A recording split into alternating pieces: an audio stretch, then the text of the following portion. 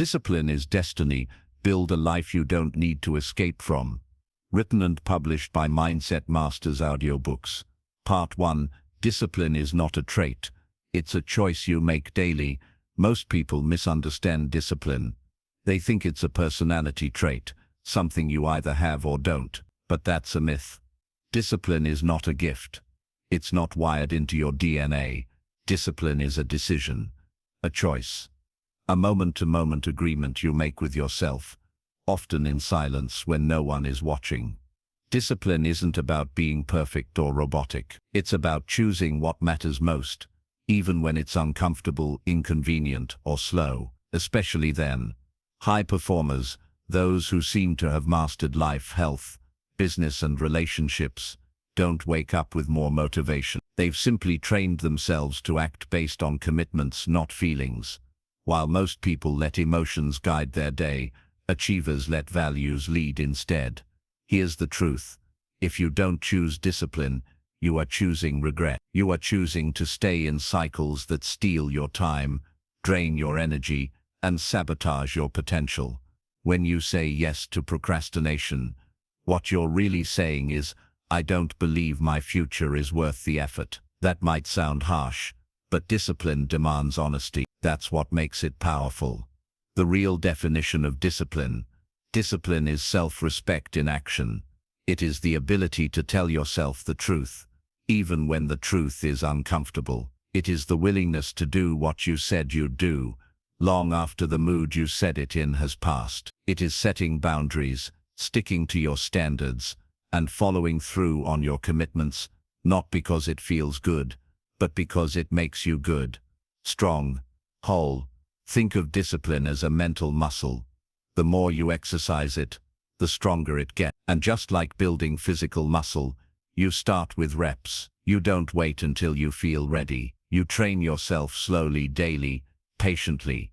Why most people fail to build discipline? Let's be honest, most people aren't disciplined because they've never been taught how to be. They confuse pressure with purpose. They think discipline means punishment, not freedom. In reality, discipline is the path to personal liberation. It frees you from guilt, regret, anxiety, and chaos. When you're undisciplined, your life becomes reactive. You wake up late, scramble through your day, chase after urgent tasks, and crash at night wondering where your time went. But when you're disciplined, your life becomes proactive. You control your time. You prioritize your goals. You make intentional choices that serve your future self. Discipline is built one moment at a time. You don't become disciplined overnight. You become disciplined by choosing to keep a promise to yourself today. Maybe it starts with waking up 15 minutes earlier. Maybe it means finishing the task instead of scrolling. Maybe it's drinking water instead of soda, saying no instead of maybe,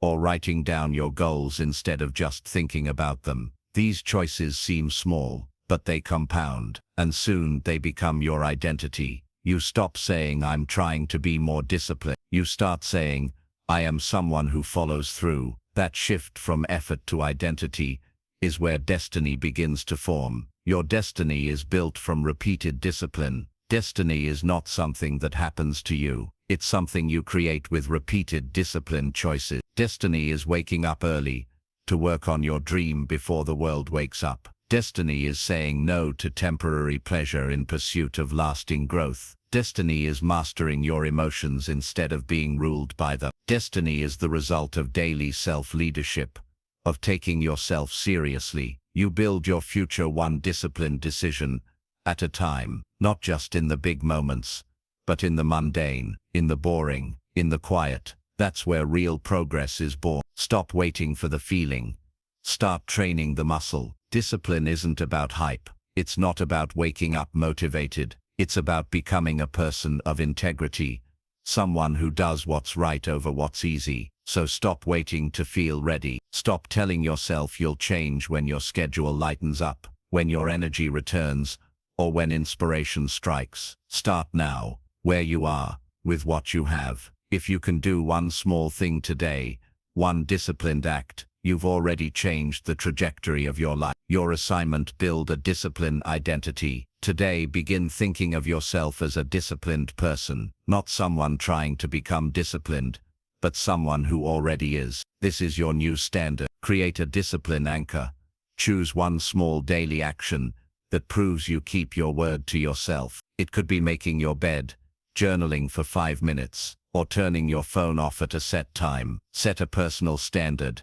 Define what discipline looks like for you. Not a list of rules, but a guiding principle. Something like, I do hard things first, or I don't negotiate with my excuses. Celebrate the fact that you're shaping your destiny, one moment at a time. This is just the beginning. The deeper you go, the stronger you become. Discipline isn't the end goal. It's the foundation. It's what allows every other part of your life, your health, relationships, career and mindset to flourish. When you master discipline, you master direction.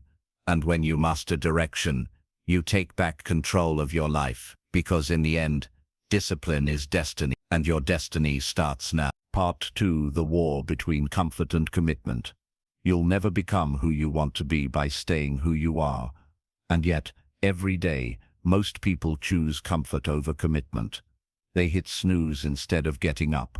They scroll instead of showing up. They react instead of lead. But high performers, those who build lives worth waking up for, understand a universal truth. Comfort is a liar. It whispers, just this once.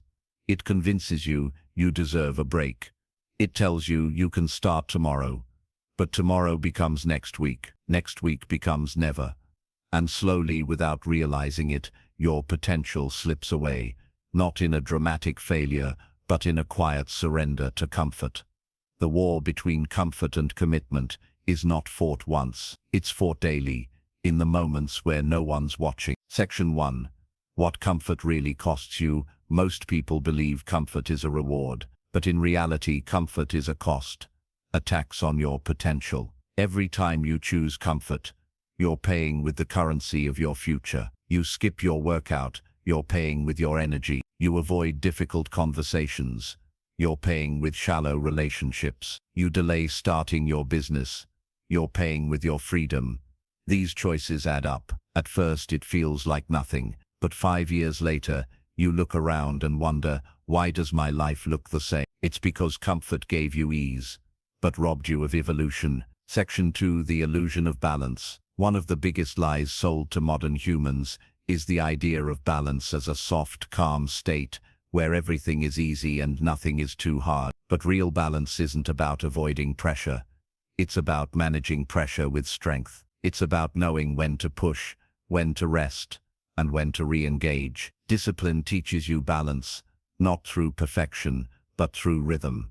Think of a professional athlete. Their life isn't balanced by random rest. It's deliberately structured. They train hard, recover well, eat with intention, and sleep like it's their job. Because it is. That's the model. Not chasing constant comfort, but strategic energy management. Section 3. Commitment means deciding what you're no longer willing to tolerate. Here's what most people miss about commitment. It's not just saying yes to your goals.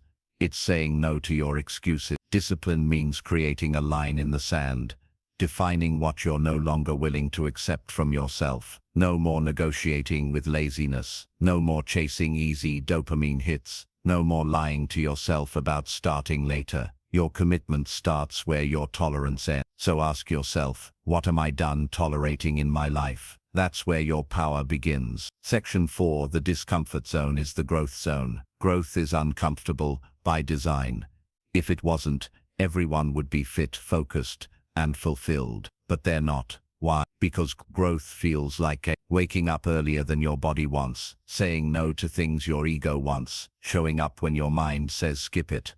The discomfort zone is where greatness lives, and the more time you spend in that zone, the more it becomes your new normal. Discipline is the bridge. It takes you from comfort to capacity, from who you are to who you're becoming.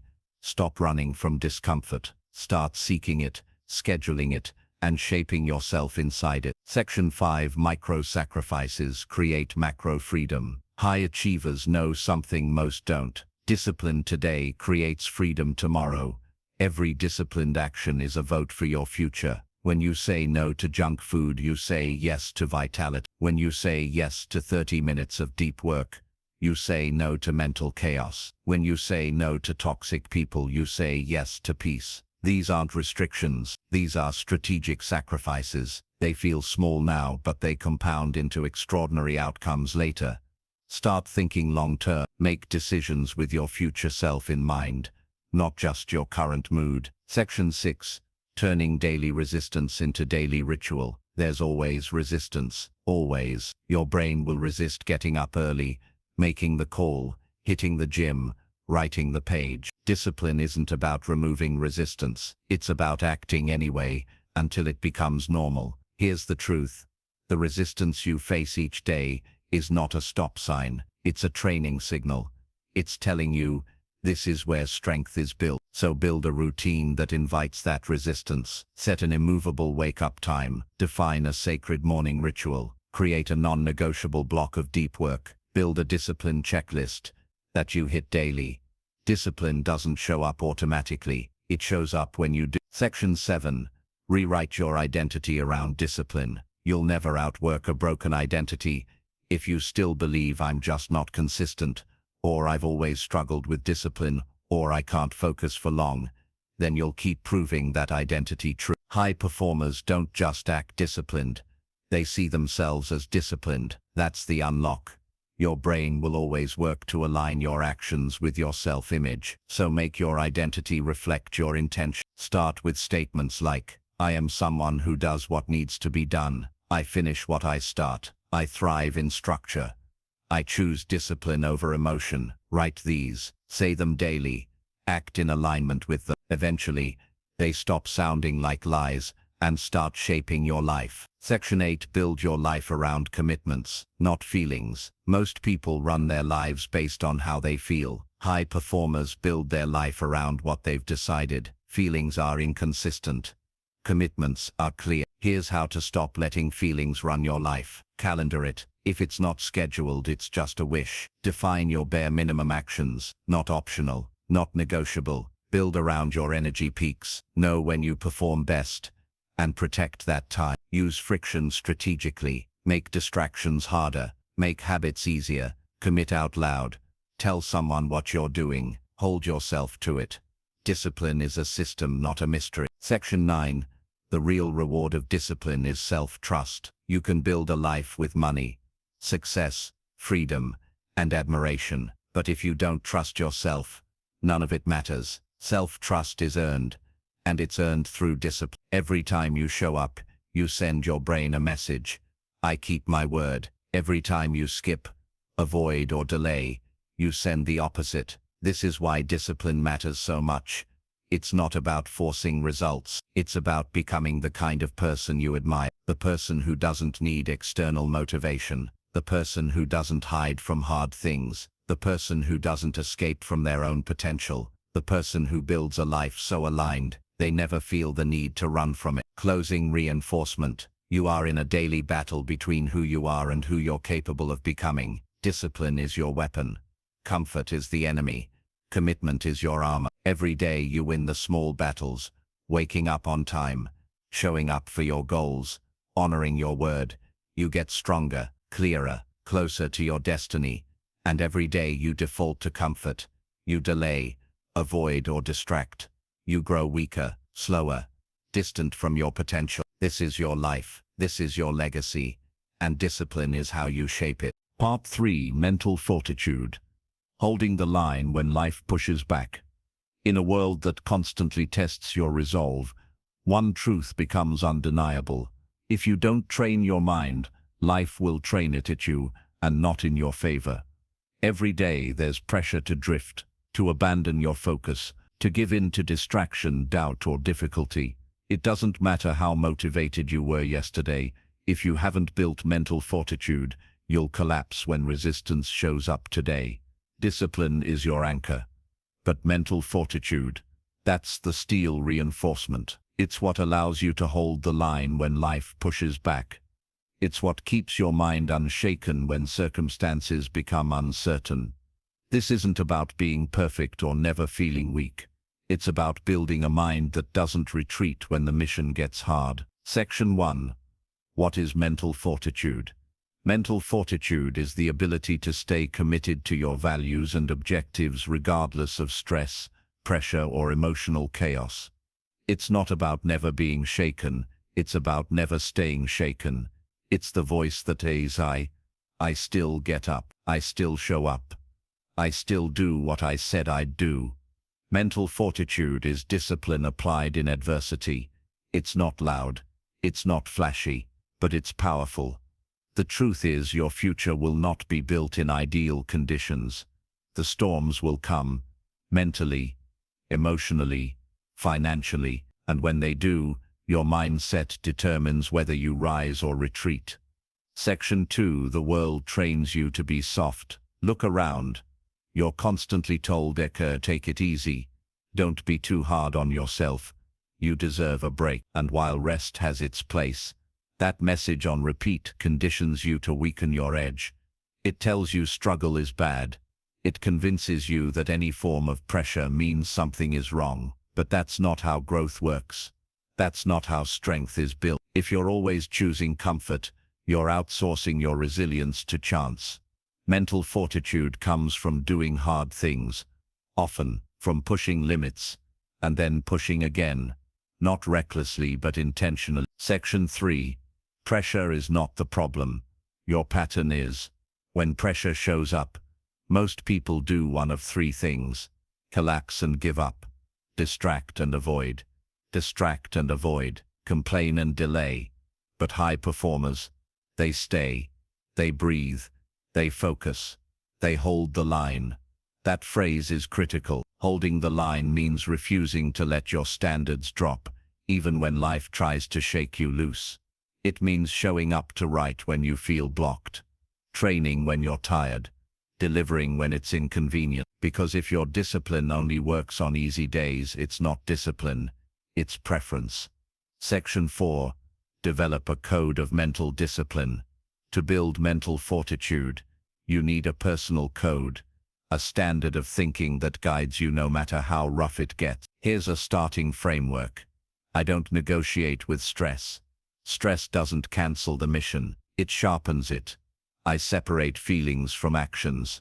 What I feel is real, but it doesn't dictate what I do. I run toward pressure, not away from it. The harder it gets, the sharper I become. When others panic, I double down. Chaos is where leaders rise. This isn't toxic positivity. It's trained clarity. It's understanding that pressure doesn't ruin you. Reaction does. Section 5. Build resilience through reps.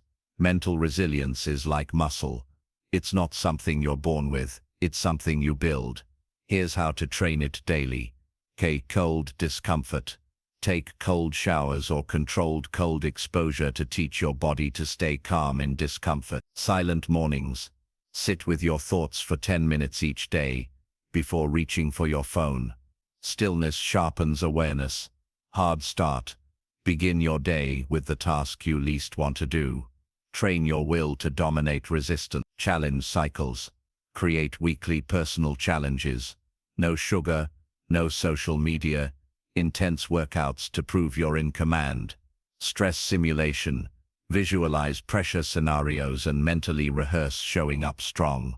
Prepare your mind to face stress on your terms. Every one of these builds micro-integrity, micro-discipline, and eventually macro-identity. Section 6. Interrupt negative loops with discipline triggers. When life hits, your mind can fall into negative loops. This always happens to me. Why even try? I can't handle this. That's when you need a discipline trigger, a phrase, action, or ritual that pulls you back into power.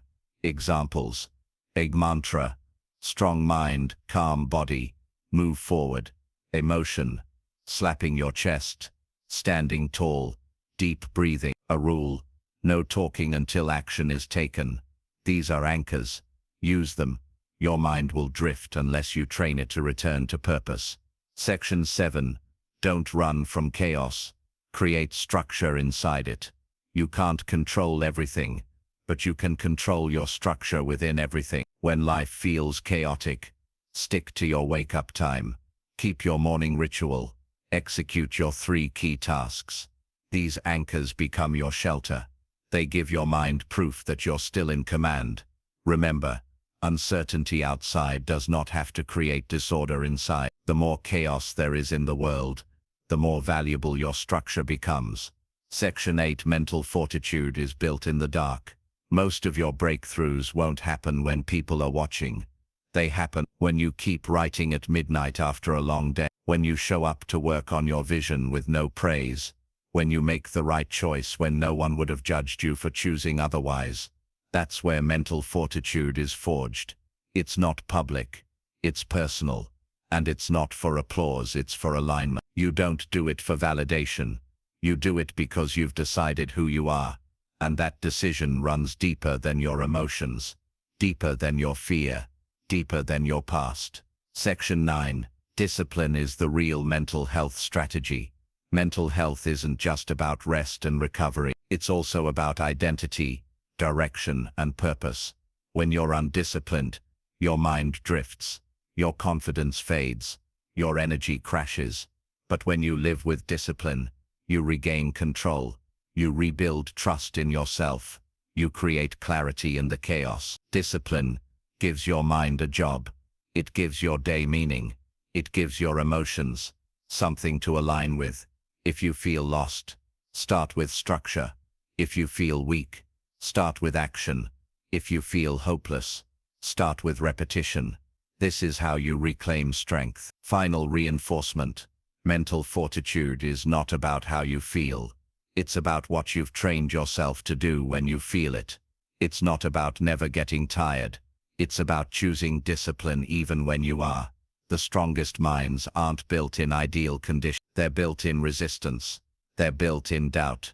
They're built in silence. And once they're built, they don't break. They bend. They adapt. But they hold the line. Because they've been trained. And that's what you're doing now. You're training your mind to be disciplined under pressure, to be still in the storm, to be unshakable in pursuit. Because in the end, discipline is destiny, and fortitude is the force that protects it. Part 4. The disciplined identity. You become what you consistently do. There's a powerful truth that quietly governs your life. Your identity is not fixed. It's forged through repetition. You are not born with discipline. You build it. Not once, but daily. Not in theory, but in action. And the more you act in alignment with discipline, the more you begin to see yourself as a disciplined person. And that's when real transformation begins. Because nothing is more powerful than a human being acting in accordance with who they believe they are. You don't become disciplined by reading about it. You become disciplined by doing something over and over, until your brain says, "This is who I am now." Section 1. Identity drives behavior, not the other way around. Most people try to change their life by focusing on what they do. They ask, what habit should I build? What morning routine should I follow? What action should I take next? But high achievers understand, lasting change happens when you shift who you believe you are. If you don't update your identity, you'll keep self-sabotaging. You'll do the disciplined thing for a few days, then fall back into old patterns, because deep down, you still believe you're the same person. You'll start, but you won't stick. You'll act disciplined, but you won't feel disciplined. The real shift happens when you go from, "I'm trying to be disciplined," to "I am disciplined." Section 2. How to build a disciplined identity.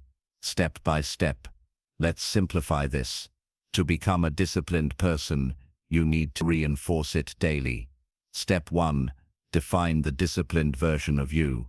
Write down, what time does that version of you wake up? What do they say no to? What do they prioritize first? What habits are non-negotiable? How do they respond to stress, setbacks, or doubt? This isn't fantasy. This is blueprinting your next level. Step 2. Prove it in action. Every action you take is a vote for the kind of person you believe you are. Small choices matter. A waking up with your alarm, a vote. Hitting your word count, a vote. Honoring your schedule, a vote. Skipping the gym, a vote against. You don't need perfection. You just need enough votes to start believing, this is who I am now. Step 3. Reinforce it daily. Use language that locks the identity in place. I am someone who finishes what they start. I don't let moods control my mission. I'm the kind of person who shows up, even when it's hard. Say it, write it, live it. This repetition wires the identity deeper and deeper until it becomes your baseline. Section 3. Every choice is a mirror. Your daily choices reflect who you believe you are. If you believe you're someone who always quits, you'll find a reason to quit. If you believe you're someone who always follows through, you'll find a way to finish. Your identity becomes a self-fulfilling prophecy. This is why you must upgrade your identity, not by hype but by evidence. Give yourself proof. Proof of resilience, proof of clarity, proof of self-respect. When you prove to yourself that you can live with discipline, your brain updates your identity, and that identity becomes your compass, your filter, your standard. Section 4. Protect your identity like your life depends on it. You'll face moments where the old version of you resurfaces, tempting you, whispering, just this once. You've earned a break. What you can. You can start again tomorrow. But that's not discipline. That's negotiation. And negotiation is how identity erodes. Each time you act against the identity you're building, you weaken the structure. You create cracks in your mental architecture. This doesn't mean you can never mess up. It means that when you mess up, you own it fast. Repair the breach and reinforce the standard. Ask yourself, what would the disciplined version of me do right now? And then do that, even if it's hard, especially if it's hard. Section 5. Environment shapes identity. You are not just a product of your thoughts. You're a product of your environment. If you're surrounded by chaos, distraction and mediocrity, staying disciplined becomes a battle of willpower. But willpower fades. Environment remains. Build your environment to reflect your new identity. Keep your workspace clean and clear. Keep your phone out of reach during deep work. Surround yourself with people who live with intensity, purpose, and structure. Create a visual reminder of your identity. Post-it notes, lock screen, journal entries. Your surroundings should echo who you are becoming, not who you were. Section 6. Burn the bridge to the old you. There comes a moment in every transformation when you must say, I'm not going back, not just in theory, in reality, with action. Then follow the old voices, delete the old apps, stop entertaining the old excuses, walk away from environments, people and habits that served your past, but have no place in your future. This isn't cruelty, this is clarity. You're not just chasing change, you're committing to becoming someone new. And that means letting the old version die, so the next one can breathe. Section 7. Discipline must become who you are, not what you do. Discipline isn't something you apply occasionally. It must become who you are. It must shape how you talk to yourself, how you spend your time, how you treat your health, how you build your vision. This is not restrictive. This is liberating. When discipline becomes your identity, you no longer waste energy deciding what to do. You already know. The question is never, do I feel like it? The answer is always, this is who I am. Final reinforcement. Let this be your internal shift. You're not trying to build a habit. You're building a new self. A self who leads. A self who finishes. A self who refuses to live below their potential. A self who doesn't need to escape their life, because they've built one they're proud of. And how do you do that? You live in alignment. You vote daily with disciplined action. You protect your identity with honor. And you rise into the future that reflects who you truly are. Because in the end, you don't get what you want. You get who you are. And when who you are is built on discipline, destiny is inevitable. Part 5. Systems over willpower. How to structure a life of inevitable discipline. You don't rise to the level of your goals. You fall to the strength of your systems. That's this hidden truth behind every disciplined person you admire. It's not that they have endless motivation, it's that they've built structures that make disciplined action inevitable, even on the days they don't feel like it. Discipline isn't just about heroic willpower. In fact, the most successful people rarely rely on willpower. They rely on systems. A disciplined life is not built on force. It's built on flow, on rhythm, on automation. If you want to build a life you don't need to escape from, you must make discipline easy to start and hard to stop. And that means structuring your environment, habits, schedule, and decisions in a way that removes friction, adds momentum, and eliminates chaos. Section 1. Why willpower fails. Let's be honest. Willpower is unreliable. It gets drained, distracted, and delayed. It's fragile when stress shows up. It fades at the end of the day. If your discipline depends on whether or not you feel like it, you've already lost. Willpower is great for emergencies, but for a life of consistent action, you need systems that reduce decision fatigue, make success automatic, support your future self, remove temptation before it tests you. Discipline is not about grinding harder, it's about thinking smarter. And the smartest move: automate what matters. Section 2.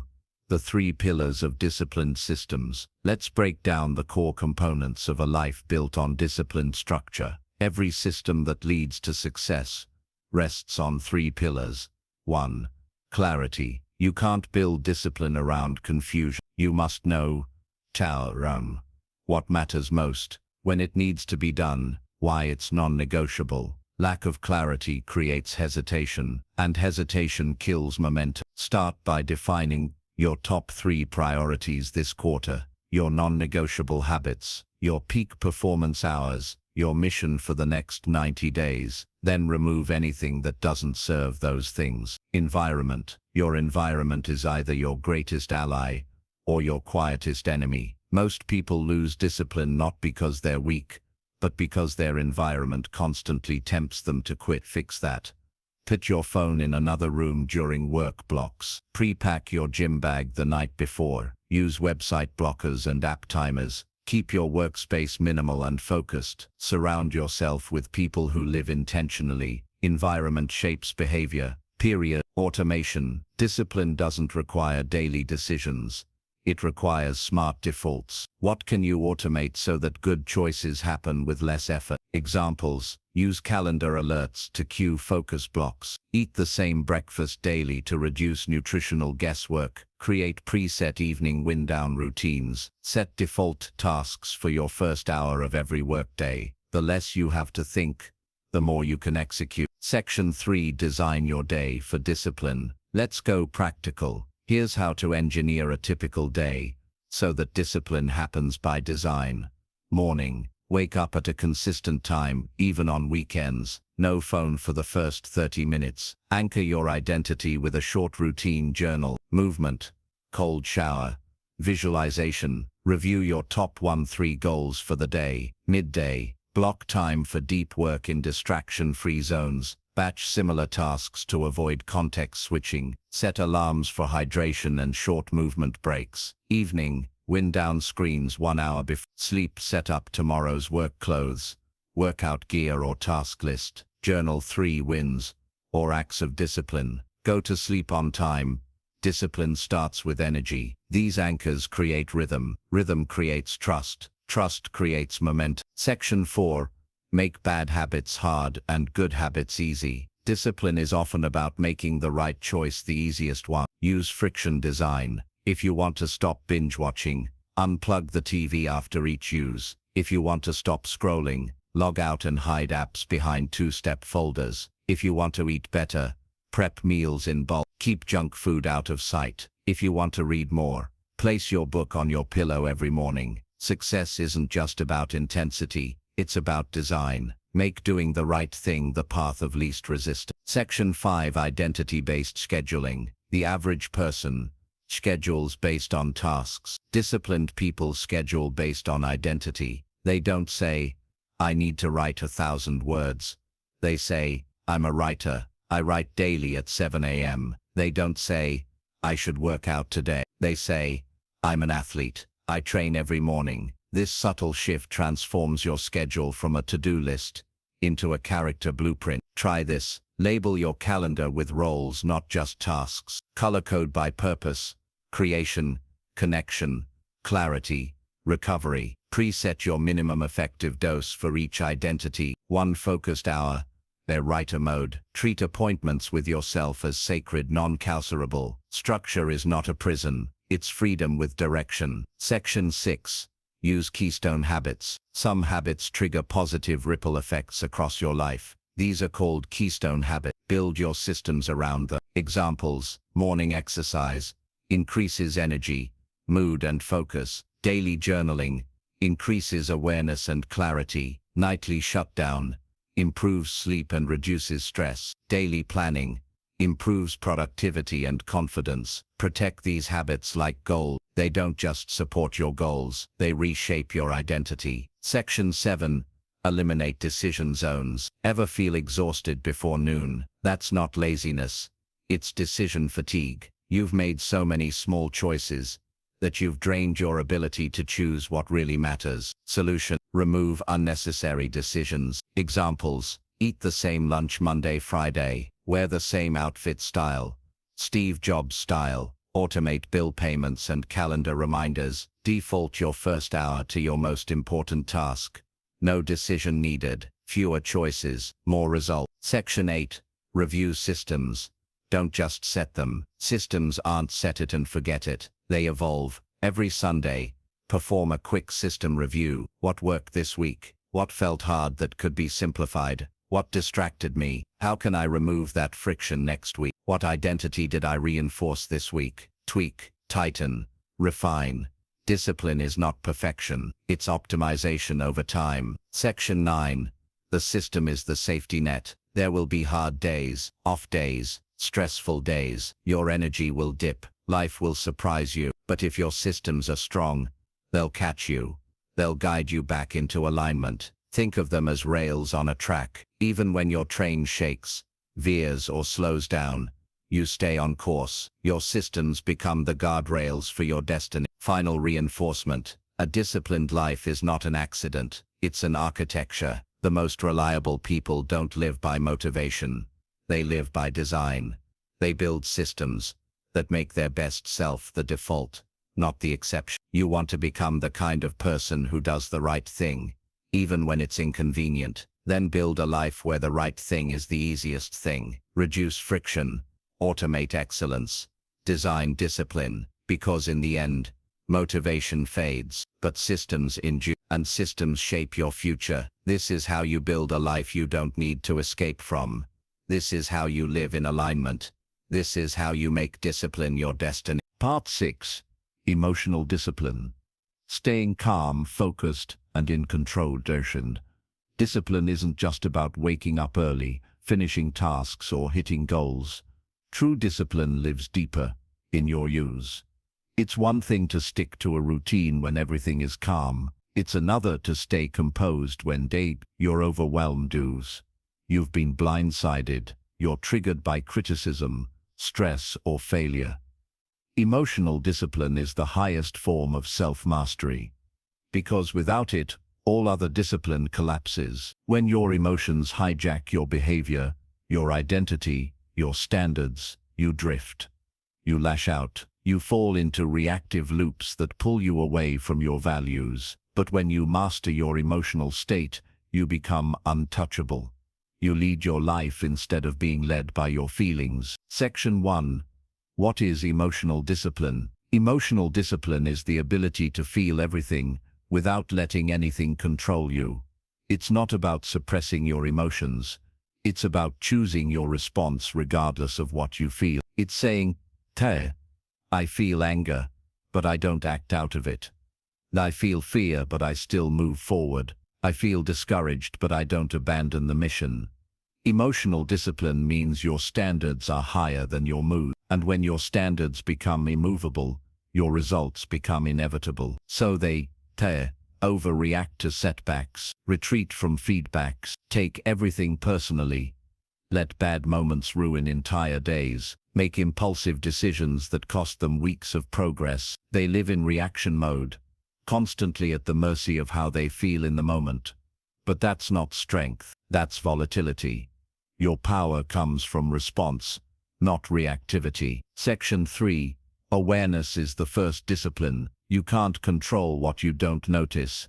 The first step to emotional mastery is awareness, the ability to observe yourself in real time. Practice catching yourself in moments like, that tight chest when your ego feels attacked, that impulsive scroll when you're overwhelmed, that rising voice when you feel threatened, that escape urge when pressure mounts. In those moments, ask, is this how the disciplined version of me would respond? That question is a circuit breaker.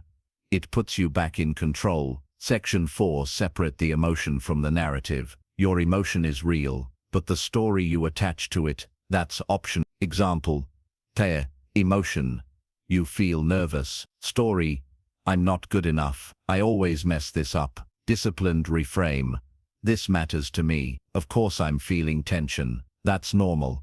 Let's use it. You must become a master at catching the story and consciously replacing it with one that empowers you. Remember, the emotion is valid.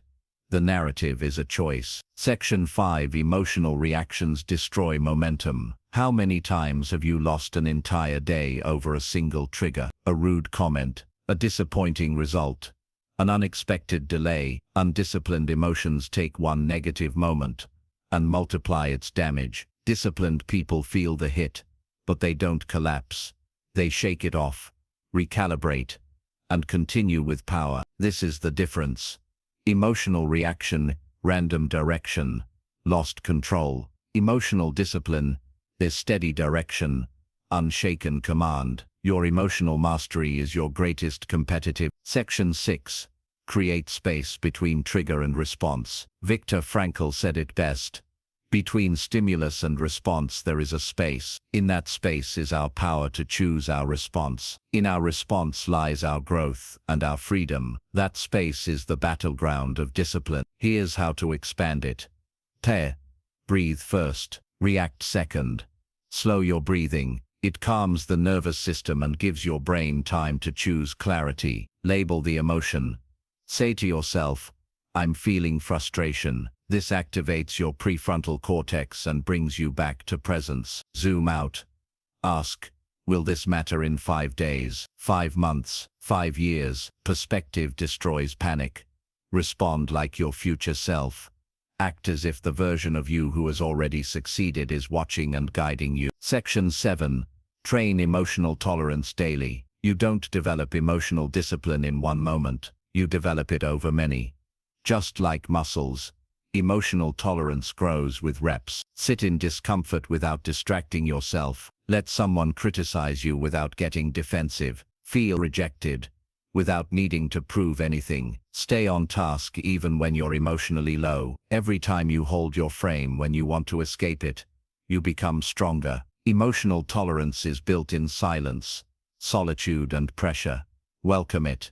It's your training ground. Section 8. Build emotional reset routines. Discipline isn't about never wobbling. It's about resetting quickly. Create emotional reset tools you can activate anytime. A go-to mantra: stay calm, stay clear, move forward. A body reset: walk, stretch, cold splash. A journaling process: what am I feeling? What is the truth? What will I do? Use them to bounce back faster and stronger. Section 9. Emotional leadership, the next level. The final level of emotional discipline is leading others through your own calm. When others panic, you stay focused. When teams crack, you center them. When emotions rise, you hold the room steady. This makes you magnetic, trustworthy, influential. People follow emotional anchors. Discipline turns you into one. You don't just master your state, you elevate the state of those around you. Your greatest battles are with your emotional state. Your ability to stay calm when criticized, focused when overwhelmed, grounded when praised, patient when tested, steady when chaos hits. Emotional discipline is not a trait, it's a skill. And you're building it rip by rip. This is how you protect your peace. This is how you lead your mission. This is how you rise on command, because in the end, emotions are powerful, but they are not your master. You are. And when you can lead your inner world, the outer world becomes yours to shape. Part 7. The Power of No. How Boundaries Protect Your Mission Day. If discipline is the foundation of a powerful life, then boundaries are the walls that protect it. Without boundaries, your time is stolen, your energy is drained, your priorities are hijacked, your peace is constantly disturbed. Saying no is not rejection, it's protection. It's not selfish, it's strategic. It's how you keep your life from becoming a scattered mess of obligations, noise, and regret. Most people stay overwhelmed, not because they have too much to do, but because they say yes to the wrong things. High performers know every yes is a trade. And without the power to say no, you sacrifice your future to please the present. Section 1. Why most people struggle to say no. You weren't taught to say no. You were trained to be agreeable, avoid conflict, please others, be nice. But here's the truth. You cannot live a disciplined life and be constantly available. Saying yes to everyone is saying no to your vision. Your dream doesn't need more people pleasing. It needs boundaries. Until you get comfortable with disappointing others, you'll keep disappointing yourself. Section 2. Understand the cost of a weak no. Every time you say yes to something that doesn't align with your mission, you're paying a price. Yes to distraction, no to deep work. Yes to draining relationships, no to inner peace. Yes to unnecessary meetings, no to time for vision. Yes to short-term comfort, no to long-term greatness. Most of the time, the damage isn't obvious. It's slow, subtle, cumulative. Until one day, you look back and wonder why you never built what you were capable of. That's why discipline requires ruthless clarity about what gets your time and what doesn't. Section 3. Build a no filter. Not every opportunity is meant for you. Not every request deserves your energy. Not every invite aligns with your standards. To protect your discipline, install a mental filter. Before saying yes, ask, does this move me closer to my mission? Would my highest self agree to this? Am I doing this out of alignment or out of obligation? Will I regret this use of time in 6 months? If the answer isn't a strong, clear yes, let it be a decisive no. Section 4. Learn the language of boundaries. You don't have to be rude to be firm. You don't have to be harsh to be clear. Here are powerful phrases that protect your discipline. That's not something I'm available for right now. I appreciate the offer, but I'm focused on other priorities. I won't be able to make it, but thank you for thinking of me. I'm saying no so I can say yes to what matters most. That's not aligned with the direction I'm going. Boundaries are not apologies. They're declarations of your direction. Section 5. Discipline requires protected time blocks. If your calendar is always open, your focus is always under attack. To build anything meaningful, you need protected time, deep uninterrupted space to create, think, and move. Design your life with ethical focus blocks. 2-3 hours of deep work daily with no access. Non-negotiable mornings, no calls, meetings, or social media. Sacred Sundays, rest and reset, not reactive plans. Evening shutdowns, no screens, full mental recovery. Guard these with intensity, because once your time is diluted, your power follows. Section 6. Stop managing people's emotions. One of the biggest reasons people break their own boundaries is this: I don't want to make them feel bad. Let this be clear. You are not responsible for other people's emotions. You are responsible for your life. Your purpose cannot be sacrificed to avoid discomfort. Your destiny doesn't require universal approval. You will disappoint people, but you'll disappoint yourself more if you don't hold the line. People who respect you will respect your no. Those who don't were never aligned with your future. Section 7. Boundaries aren't just for others. They're for you. Discipline is not just about saying no to others. It's about saying no to your own urges. No to, I don't negotiate my standards based on how I feel. I don't engage in energy-draining conversations. These aren't restrictions. They're guardrails that keep your life moving forward. Section 8. Practice saying no daily. Saying no is a skill. You won't be great at it right away, but the more you practice, the more natural it becomes. Try this daily. Say no to one distraction. Say no to one food craving. Say no to one task that doesn't serve your focus. Say no to one person, kindly but clearly. Each no sharpens your clarity. Each no builds your backbone. Each no reinforces who you are. Eventually, you'll stop fearing no and start loving it. Section 9. Boundaries lead to peace, power and progress. When you consistently say no to what doesn't matter, your calendar opens, your focus sharpens, your confidence returns, your life starts to align. You stop being busy, and you start being effective, because the disciplined life isn't about doing more. It's about doing what matters, without compromise. Final reinforcement. Saying no isn't rejection. It's redirection. It's how you say yes to. It's a door to peace, a door to clarity, a door to a life where discipline protects your destiny. If you're afraid to say no, you'll always be available for other people's agendas. But when you master the power of no, you take full ownership of your time, your energy, and your future. This is your moment to build stronger boundaries, not to keep people out, but to keep your greatness. Part 8. Energy discipline. Sustain high performance without burnout. Discipline is not just about action, it's about sustainable action, because what good is a strong start if you're constantly running on fumes? What good is motivation if you're exhausted, distracted, or emotionally drained? The most elite performers aren't just focused. They're recovered. They aren't just intense, they're rested with purpose. Energy discipline is the art of managing your fuel like your future depends on it. Because it does. If you want to build a life you don't need to escape from, you need the energy to sustain it. Not just for a few weeks, but for the long haul. Section 1. Burnout isn't caused by too much work. It's caused by lack of alignment. You've been taught that burnout comes from overworking, but in reality, burnout often comes from overworking, working without purpose. Grinding in the wrong direction, ignoring your personal energy rhythm, trying to perform without proper recovery.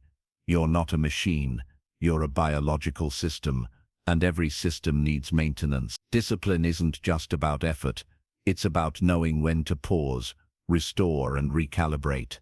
Section 2. Understand your personal energy curve. Everyone has a unique rhythm of energy throughout the day. The disciplined know when to push and when to recover. Ask yourself, when do I feel most creative and clear? When do I feel sluggish or distracted? What triggers mental fatigue in me? What patterns destroy my flow? Then build your day around your peak energy zones. For most people, mount to morning mental clarity, deep focus, afternoon operational tasks, meetings, evening creative ideas or recharge. Energy discipline means matching your task to your energy. Don't waste your best hours on the least important work. Section 3. Protect the core 4 of energy. There are 4 key pillars of energy you must defend like your mission depends on them. 1. Sleep. You can't outperform chronic fatigue. Discipline requires depth of rest. Keep a consistent sleep-wake time, even on weekends. Cut screens 60-90 minutes before bed. Avoid caffeine 8 hours before sleep. Make your room dark, cool, and quiet. Sleep is not optional, it's your superpower. 2. Nutrition. Food is not just fuel, it's chemistry. Your brain, mood, and willpower are directly tied to what you eat. 8. Prioritize real whole foods. Cut excessive sugar and processed junk. Stay hydrated, aim for at least 2 to 3 liters daily. Don't skip meals, especially under pressure. Disciplined eating is not about restriction, it's about optimization. 3. Movement. Motion creates emotion. Even 10 to 20 minutes of movement can radically shift your energy. Walk in sunlight daily.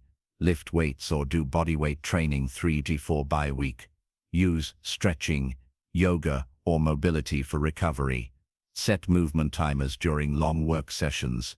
Move like your future self depends on it, because it does. Mental inputs. What you allow into your mind affects your energy more than you realize. Unfollow energy-draining content. Block negative news cycles. Minimize unnecessary notifications. Surround yourself with ambition, not anxiety. Your mind is a guard. Discipline means weeding out what doesn't belong. Section 4. Master the art of intentional recovery. You don't earn rest by crashing. You earn results by recovering with purpose. High performers treat recovery as a discipline, not a luxury. Try this. A. Work hard, then fully step away. No multitasking rest. Practice active recovery. Nature walks, reading, meaningful conversation. Take technology fasts weekly. Schedule rest into your calendar, just like meetings. Use deep breathing, meditation, or silence to restore your nervous system. You are not lazy for needing rest. You are wise for honoring the recharge cycle. Section 5. Reduce energy leaks. Energy discipline means plugging the holes in your energy tank. Common leaks. Cluttered environments, unfinished decisions, toxic conversations, internal guilt loops, living out of alignment with your values. Energy is not just physical, it's emotional, mental and spiritual.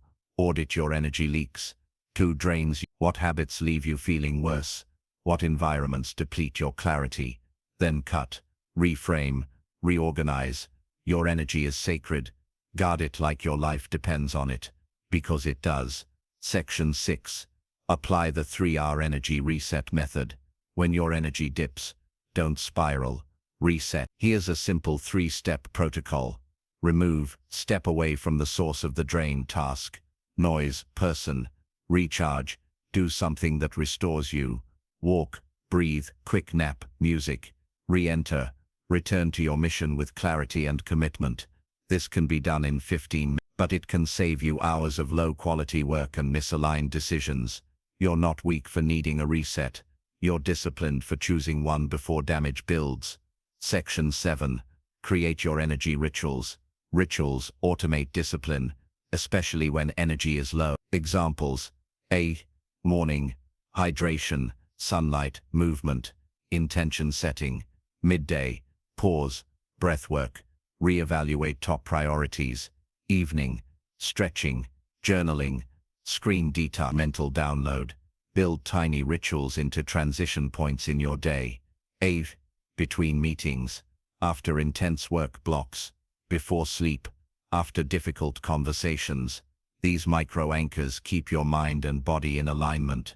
And alignment produces energy. Section 8. Give yourself permission to renew. You are not a robot. You are not a machine. You are a creator. And creators need cycles of input and output. Let go of the toxic hustle myth that says, if I'm not producing, I'm falling behind. Rest is for the weak. Real discipline is about going hard forever. That's not discipline. That's ego. And ego leads to collapse. Real discipline is strategic. It sees recovery as a form of resistance to burnout culture, as a weapon for longevity, as an edge for resilience. Final reinforcement. You want to create a disciplined, powerful life. Then start with energy, because when energy is low, discipline feels like a fight. Focus collapses, creativity vanishes, leadership fades. But when energy is high, discipline becomes flow. You think clearly, act decisively, and move consistently. This is the edge the elite guard with ferocity, their fuel. So choose it. Build routines that renew you. Protect your peak hours. Rest with intention. Sleep like your future depends on it, because it does. Discipline without energy is short-term intensity. Discipline with energy is long-term destiny. Part 9. The compound power of small disciplined choices. When people think of discipline, they often imagine grand acts of sacrifice. Waking at 4 a.m., running marathons, building empires, saying no to every indulgence. But the truth is, the most powerful form of discipline is quiet, consistent, and unseen. It's the small choice you make daily, over and over, even when no one is watching. It's the power of compound discipline, the results you desire, more wealth, better health, inner peace, purposeful living don't come from one giant effort. They come from hundreds of tiny choices, stacked, repeated, and refined over time. Section 1. Understanding the compound effect of discipline. The compound effect is simple. Small, smart choices made consistently over time create massive results. The problem is, most people don't stick with small long enough to let it grow into significant. They meditate for 3 days, then stop. Read a few pages, then forget. Say no to junk food for a week, then binge on day 8. Save for a mom, then overspend on impulse. The results don't come fast, so they give up fast. But discipline isn't about speed, it's about trajectory. Section 2. Your life is a reflection of tiny patterns. Right now, the state of you may not even notice some of the habits anymore, but they're running your life. Here's the truth. The small is never small. It's either a seed for growth or a crack in your foundation. So the question becomes, what are you repeating without realizing? Section 3. 1% discipline, 100% intensity. Once. You don't need to overhaul your life in one dramatic burst. You need to improve it by one. Imagine this. Improve just 1% per day for a year. That's a 37 by improvement by year's end. Not because of speed, but stacking. So ask, what habit can I build that, if repeated, would change everything? Start small. Stay consistent. Trust the math. Section 4. Micro-discipline in everyday life. Discipline is not just about routines. It's a mindset that shows up everywhere. Some examples of micro-discipline: browser tabs after work instead of doom scrolling, drinking a glass of water first thing every morning, saying thank you even when you're frustrated, returning your shopping cart, taking 3 deep breaths before replying in anger, putting your phone in another room while working, saving 5 every day, without exception. None of these seem life-changing in isolation, but stack them for 6 months, and you're a different person. Section 5. Remove the all-or-nothing mentality. One of the biggest discipline killers is the belief that if you can't do everything perfectly, it's not worth doing at all. That's ego talking, not strategy. Examples of ego thinking: I missed my workout today, might as well skip the whole week. I ate one bad meal, now the day's ruined. I didn't write the full chapter, so I failed. Stop that. Real discipline is showing up imperfectly, but consistent. Consistency beats intensity. Always. Section 6. Track tiny wins. You get what you track, and most people lose momentum because they never see their progress. They only see what's still missing. Tracking micro wins builds momentum. It rewires your brain to seek and repeat discipline. Try this. I use a simple journal to log 3 wins per day. Check off habits, like a streak chain. Review your progress every Sunday. Celebrate consistency, not just outcomes. You're not trying to impress others. You're trying to reinforce your identity. Section 7. Identity is built on repetition. Who you believe you are is based on what you see yourself do, repeatedly. If you write every morning, you become a writer. If you save money weekly, you become a disciplined steward of wealth. If you show up to train, even when tired, you become an athlete. Discipline doesn't just shape habits, it shapes identity, and identity sustains effort, even when motivation is gone. Stack enough votes, and the result is inevitable. Section 8. Prepare for the plateau. Here's the tricky part. The most important part of discipline is when it looks like nothing's working. That's the plateau phase. You've been showing up, but no dramatic change. You've been eating clean, but the weight hasn't moved. You've been writing daily, but no traction. Most people quit here. But this is where the magic happens. Invisible. Remember, water doesn't boil at 98 degrees, but every degree counts. Keep going. Discipline compounds silently, then explodes publicly. Section 9. Design your days around micro-momentum. Want to create unstoppable momentum? Design your day around small wins. Use this template. Morning. 1 tiny habit for your body. Stretch, hydrate, walk. Midday, one focused work sprint, 90 minutes, no distractions. Evening, one mind reset, journal, read, digital sunset. That's it, 3 micro-disciplines, repeated daily, exponential result. Discipline isn't about burning out, it's about intentional compounding. Final reinforcement, the results you're chasing are not behind massive action. They're behind repeated micro-discipline. Every time you make the hard right choice, even if it's small, you move closer to destiny. 1 page read, $1 saved, 1 meal prepared, 1 walk taken, 1 kind word spoken, 1 emotion regulated, 1 minute of silence. These aren't trivial, they are transformative, because success isn't built in giant leaps. It's built in quiet decisions, over and over and over. This is the heartbeat of destiny. This is the rhythm of the one. This is the secret of the elite. Small discipline, big future. Part 10. Discipline as a way of life. Becoming the person you were meant to be. See, you've made it to the final chapter. And by now you know this journey was never just about hurrying up earlier, staying off your phone, or crossing more tasks off your list. It was about reclaiming your power, because discipline is not punishment. It's not restriction.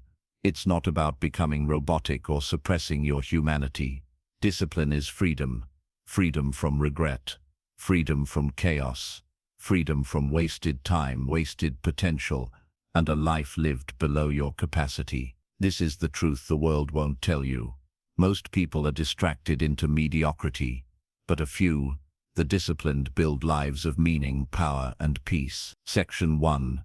Discipline is the highest form of self-respect. When you choose discipline, you are telling the world, I will not waste this life. I will not let my emotions own me. I will not drift through my days reacting to whatever comes. I respect my time, my energy, and my future too much. Discipline says, I believe in myself enough to do the hard things. I trust myself to follow through. I don't need to wait for permission, motivation, or the perfect mood, because real self-love isn't comfort, it's commitment. Section 2. The disciplined identity. You are no longer a person who tries to be disciplined. You are now a person who is disciplined. That identity shift changes everything. You no longer need motivation. You act because it's who you are. You wake up and move your body, not because it's easy, but because that's who you are. You say no to distractions, not because you hate them, but because you love your future more. You keep your promises, not to impress anyone, but because your word is law to yourself. Discipline is no longer an external tool, it's your internal compass. Section 3. The pillars you now stand on. Here are the 10 pillars this audiobook has built within you. Clarity of vision. You know where you're going. Ritualized mornings. You own your day before the world gets a chance. Emotional mastery. You feel everything and still choose your response. Boundaries. You say no without guilt. Energy management. You protect your fuel. Micro-discipline. You understand the compound effect. Focus over frenzy. You don't chase. You move with intention. Recovery with purpose. You recharge to rise higher. Ownership over excuses. You stopped outsourcing responsibility. Identity alignment. You act as your future self now. You didn't just learn about discipline, you became it. Section 4. Discipline is how you love your future. Most people are loyal to their feelings, but the disciplined are loyal to their future self. That means you act on values, not moods. You delay comfort for lasting peace. You train when tired. You show up when uninspired. You hold standards when no one's watching, because discipline is how you love your tomorrow more than your impulses today. The disciplined version of you already exists. Every choice you've made in this audiobook brought you close. Section 5. Life doesn't get easier. You get stronger. Some people spend their lives waiting for it to get easier. But the disciplined don't wait for easier. They get better. They develop a thicker skin, sharper focus, deeper conviction, faster recovery, stronger clarity. And because of that, life bends to their will. You no longer need perfect conditions. You build your life in the storm, in the pressure, in the real world. You are now the calm in the chaos, the steady force, the reliable one. That's what discipline gave you. Stability in an unstable world. Section 6. Leave the old self behind. The old you waited for inspiration, avoided the hard stuff, was owned by urges, let others dictate your direction, broke promises to yourself. That version is done. You don't need to fight them anymore. You've simply outgrown them. The new you is grounded, focused, unshaken. You've made the shift from reaction, intention, chaos, control, hoping, deciding, wishing, working, escaping life, designing life. Section 7. Your life is now your responsibility, fully. You now own everything. Your thoughts, your emotions, your calendar, your goals, your energy, your outcomes. This isn't pressure. This is power. Because when you own everything, you can change anything. Discipline taught you that you don't need permission. You don't need external validation. You are the architect. And from this day forward, every brick you lay will be intentional. Section 8.